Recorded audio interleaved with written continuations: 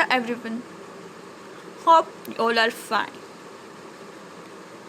I am Kalyani Trivedi, continuing the lecture of TY BCom Sem 5, that is of English subject. We have started the discussion of the first topic of grammar portion, it is of modal auxiliary verbs. There are 13 modal auxiliary verbs and we have discussed many of them. Now I am moving towards the next modal auxiliaries, that is might. We have already discussed about the modal auxiliaries may, and now I am continuing the lecture with the discussion of might. Might is a past tense of may. Might શું છે તો કે past tense of may and it is used in indirect speech. જેમ મેં કીધું વેલનું would છે એ past tense છે તો indirect speech માં વપરાય છે. શેલનું should થયું હતું એ પણ એ indirect narration માં વપરાય છે. અને menu might it is also a past tense of may અને એનો first use છે indirect narration માં થાય છે. For example, Mr. Lal said that he might attend the function. They said that they might select me for the post. જ્યાં may હશે direct narration માં અને indirect narration માં રૂપાંતર કરતી વખતે મેનું might થઈ જશે. He said that he might join medical college. Purva said that she might come the next day. જ્યાં direct speech માં direct narration માં મેનો ઉપયોગ થયો હશે એ વાક્યને ઇનડાયરેક્ટ સ્પીચમાં કન્વર્ટ કરતી વખતે ડાયવર્ટ કરતી વખતે રૂપાંતર કરતી વખતે મેનું માઇટ થઈ જશે. એનો ફર્સ્ટ યુઝ છે. The next use of might is used to express possibility or probability. શક્યતા દર્શાવવા માટે, સંભાવના દર્શાવવા માટે.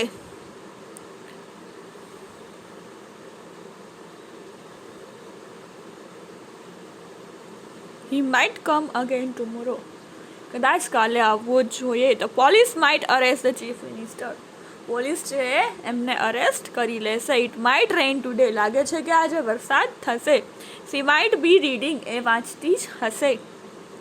This tablet might cure your headache.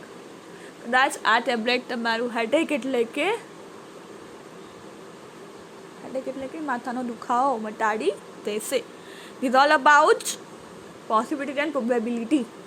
સંભાવના દર્શાવવા માટે. પણ અહીંયા એક એ વસ્તુ જોવાની છે કે માઇટ દ્વારા દર્શાવતી સંભાવના મે દ્વારા દર્શાવતી સંભાવના કરતાં ઓછી હોય છે. ઓલું લાગે છે આમ કે વરસાદ થશે જ. It may rain today. Cloud is looking black.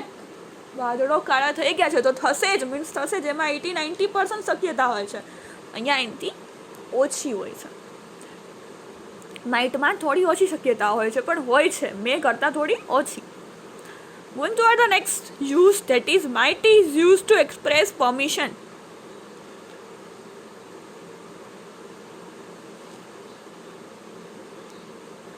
Permission પરવાનગી મેળવવા માટે, મંજૂરી મેળવવા માટે. નમ્રતા ભરી મંજૂરી.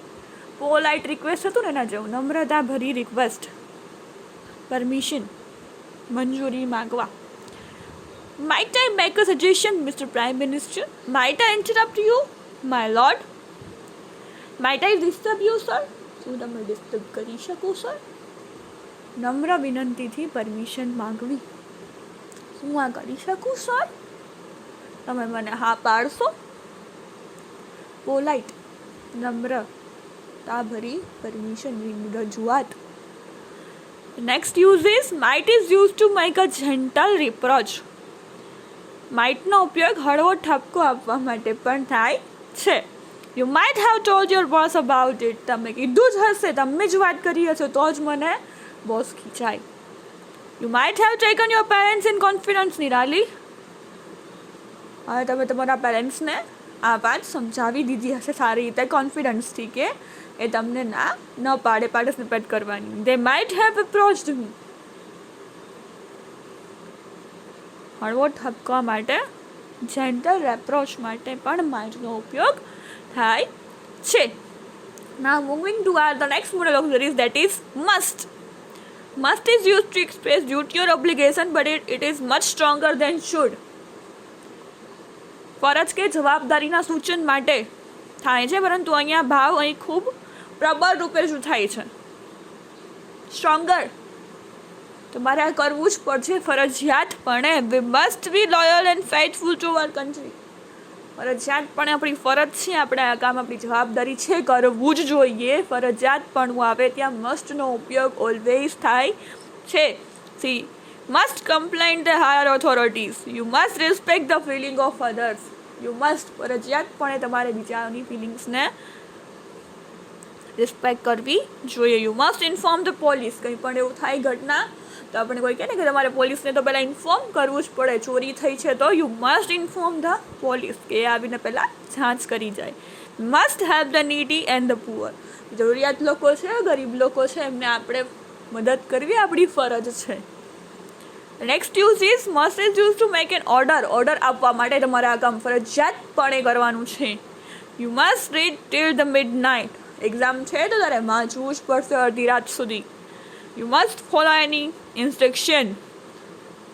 તમારે આ સૂચનાઓનું પાલન કરવાનું જ છે. You must attend the office regularly. રજા પાડશો તો નહીં ચાલે. રેગ્યુલરલી ઓફિસમાં અટેન્ડન્સ જોશે. ઓફિસમાં must not go out without my permission. મારી પરમિશન વગર કોઈ અહીંની બહાર જશે નહીં. You must not park your vehicles in front of the gate. ગેટની સામે વાહન પાર્ક કરવું નહીં એવું લખેલું હોય છે, પણ કોઈ પાલન નથી કરતું. સ્ટ્રિક્ટલી અહીંયા પછી બોસ કે હોય એમની સૂચના આપે કે ભાઈ અહીંયા ન કરો, દંડ થશે પછી.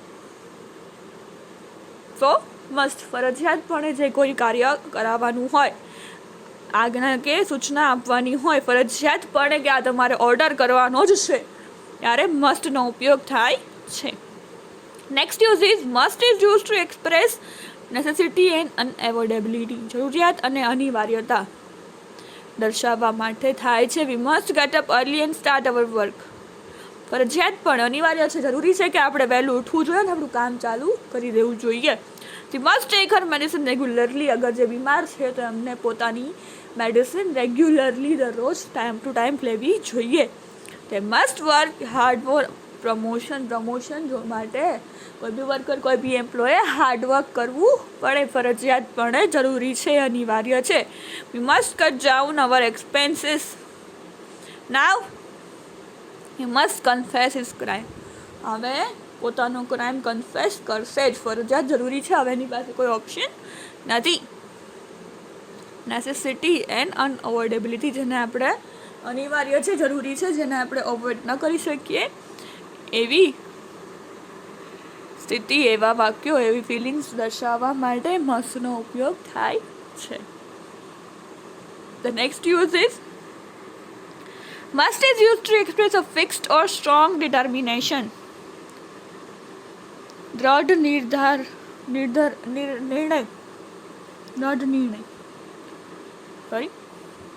Determination form. આ હવે હું કરીને જ લઈશ. I must pass my final BCom this year. હું ફાઇનલી આ વખતે મારું બીકોમ ફાઇનલ યરની એક્ઝામ પૂરી પાસ કરીને જ રહીશ. I must teach her a lesson. હું હવે એને એક પાઠ ભણાવીને જ રહીશ. We must win the match. આપણે ફરજિયાત પડે મેચ જીતીને જ રહીશું. We must finish the work today. આજે આપણે આ કાર્ય પૂર્ણ કરીને જ રહીશું. આઈ મસ્ટ નોટ ઓબે હિમ. હું એને ઓબે નહીં કરું.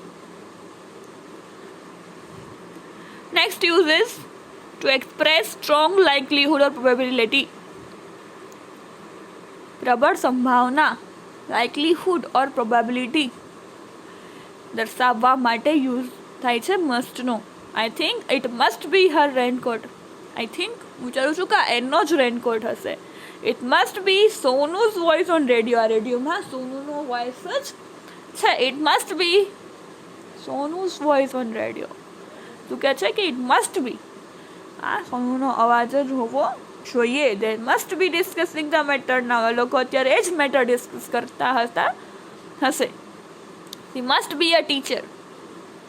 એ લાગે છે દેખાવમાં એમના અવાજ ઉપરથી, એમની વાણી પરથી કે એ ટીચર જ હશે, તેની ટીચર જ હશે. He must not be in Delhi nowadays. આ દિવસોમાં એ દિલ્હી તો નહીં જ હોય.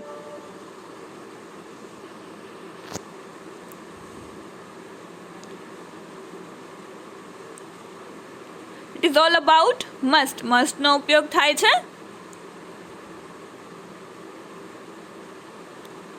ફરજ કે જવાબદારી માટે, મસ્ટનો ઉપયોગ ઓર્ડર આપવા માટે થાય છે, મસ્ટનો ઉપયોગ નેસેસરી અને અનએવોર્ડેબિલિટી માટે થાય છે, મસ્ટનો ઉપયોગ સ્ટ્રોંગ ડિટર્મિનેશન બતાવવા માટે થાય છે, અને મસ્ટનો ઉપયોગ સ્ટ્રોંગ લાઇકલીહુડ ઓર પ્રોબેબિલિટી પ્રબળ સંભાવના દર્શાવવા માટે પણ થાય છે. Next is ought to. ought to એટલે કે ought to is used to express moral duty or obligation, also express the necessity. ought to દ્વારા નૈતિક ફરજ કે જવાબદારી સૂચન થાય છે. આ ઉપરાંત તે જરૂરિયાતનો પણ નિર્દેશ કરે છે. For example, we ought to understand this domestic problem. આપણે એને સમજવું જોઈએ, આપણી ફરજ છે. વી ought not to abuse anybody. આપણે કોઈને બી સાથે ગેરવર્તન કરવું જોઈએ નહીં, આપણે કોઈને બી ગાળો આપવી જોઈએ નહીં, ખરાબ વર્તન કરવું જોઈએ નહીં. they ought not to laugh at others. બીજા પર હસવું જોઈએ નહીં. A year ago he realized that he ought to work hard. એક વર્ષ પહેલાં ખબર પડી કે એણે હાર્ડ વર્ક કરવું જોઈએ, બાકી નહીં ચાલે. They ought to complete their task in time. એ લોકોએ નું કાર્ય સમયસર પૂરું કરવું જોઈએ. Next, use is ought to plus perfect infinitive is used to express a past obligation which was not fulfilled. જે ભૂતકાળની ઈચ્છા છે એ પૂરી નથી થઈ એ દર્શાવવા માટે પણ ought to નો ઉપયોગ થાય છે. You ought to have helped your brother.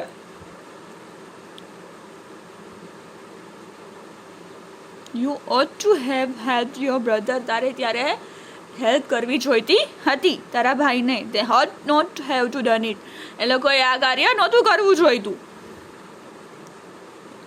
You ought to have told me earlier. આ બધી વાત ત્યારે પહેલે કરવી જોઈતી હતી, જે તે નથી કીધી.